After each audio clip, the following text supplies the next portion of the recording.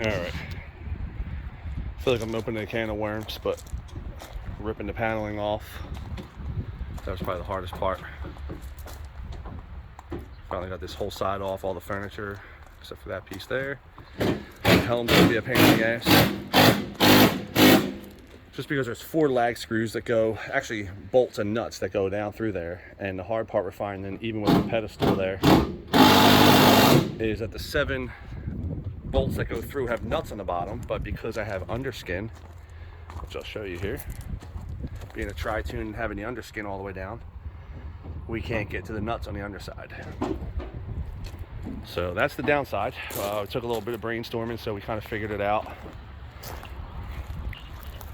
And ended up putting a, it's my brother Vinny chopping away, ended up putting a 7/16 wrench on the end of a pole. Vinny, just show us our tool. On the end of a pole, and that got in there a good 2.5, 3 feet. So we think we got it. I think I'm gonna leave this back section alone before we do everything, just because we have already some swim vinyl back here, which is fine. I'm just gonna go ahead and rip the carpet up here and eventually get all the carpet up there and replace to that point, because this is all under a seat here. The seat comes out, you can see the little staining there about to there. So that'll all be the swim deck back in the corner where you see it, and that's about it, because I'm not trying to go around all these wires and all this stuff, which is fine, because I don't even know how this stuff will come up. It seems pretty glued down. Anyway, that's the trouble we ran into, but it seems like we're getting it figured out. So hopefully the can of worms isn't such a can of worms after all. We'll see. All right, so we have the 1 bolt in the front that we can't get to. I'm gonna show them down there where it's from the outside that we can't get to, even with our pole.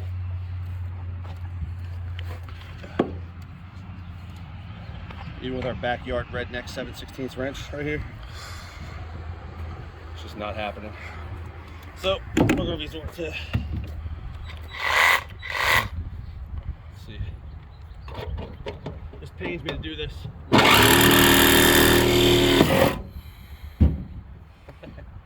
Just like that, she's free. Lag bolts are gonna go back in there anyway, so now the whole thing's free all the way down. All right, we're good, Vin. That's our 7/16 wrench into our 3-foot extension pole. Just duct tape in place. We got 1 out already. Try. The one right to the front of it, Vin? Yep, you money. Works for me. So now we can get the rest of them like that. We're golden. Look at all those salt crystals from under there. All that oxidation. I think I'm getting a new pedestal. Scratch this thing. But all that, what's about 1 inch thick, Vin? Yeah. Save these bolts. It's disgusting. These are all for your pedestal? Yeah, I'm gonna put lag screws back in. I'm not putting these bolts in. Do you want to keep them in? Yeah, we'll keep them in. Put them right in the cup holder. That's good. All right, so I think we just got to get this off the same way. Oh, and I got a new steering wheel too, because this one, when you're driving with this one and it, you're trying to keep in like tune where in line, whatever you want to call it, with the wind or the bay, the tides. What are you looking for here? It doesn't line up, so I got one that's a little more pontoon generic. Bad right here, dude. On she goes.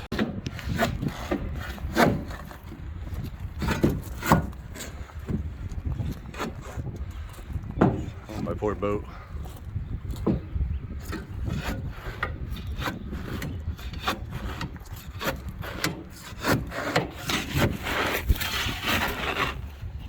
This is all the crap we gotta get off again. Remember this stuff?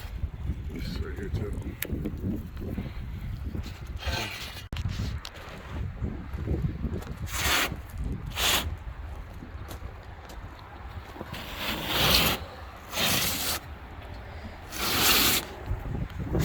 Yeah, I think it was time for this to go.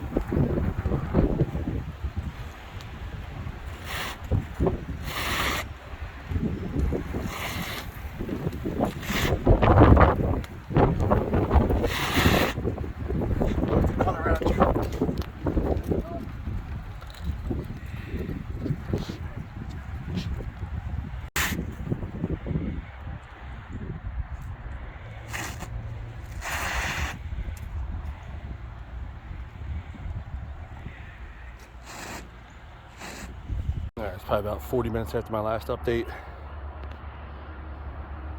Pretty smooth. You gotta let the sander do the work. I'm really finding that out. So it's nice and smooth. Still gotta lift up the helm, get under there with a grinder, flap disc. But got about a third of the boat left. Went over it with the dull pads that I have going on right now. You do have to change your pads every so often. I'm on my third set, but second set of 24 grit. First set was a 36 that I still have a lot left on. So I'm gonna use that to smooth it out. But then I'm gonna switch to the fresh 36 that I have left. Finish this section up. Getting there. You can still see the pattern of the old carpet. We'll get there. It needs to all look like all that, nice and smooth. A little time consuming, but again, that doesn't seem as much effort with this machine if you let the machine do the work. And I'm, as you can see, I'm not all dusty and nasty. It's nice and clean on me. Yep, keep at it.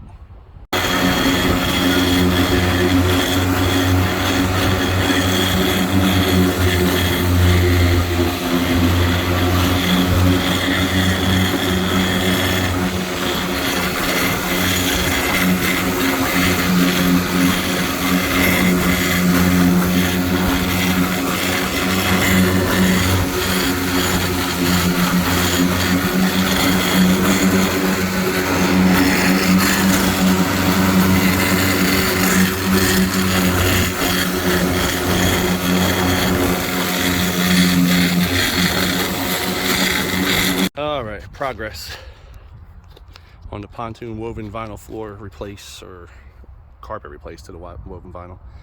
Anyway, we had to use that ladder there with a 2x10 going across the top of it with a crank strap. It's used as leverage, and my brother pulled up on this side as it lifted this side. It was obviously right next to it here, but lifted that up just enough to where we can roll that carpet back, glue all underneath under there, under here, and that whole half there all the way up to the front, and then did all the glue those sides and then rolled everything back out. Once that was flattened out and bubbles out, then we lifted this side back, this half that way, glued this whole side from front all the way to the back here, rolled that up, glued this, rolled it back down, and this is the result.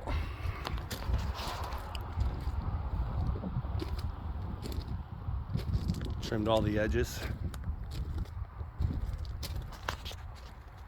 This is the pontoon stuff, vinyl flooring, woven vinyl. Pretty nice texture, nice and easy on the feet, doesn't get that hot.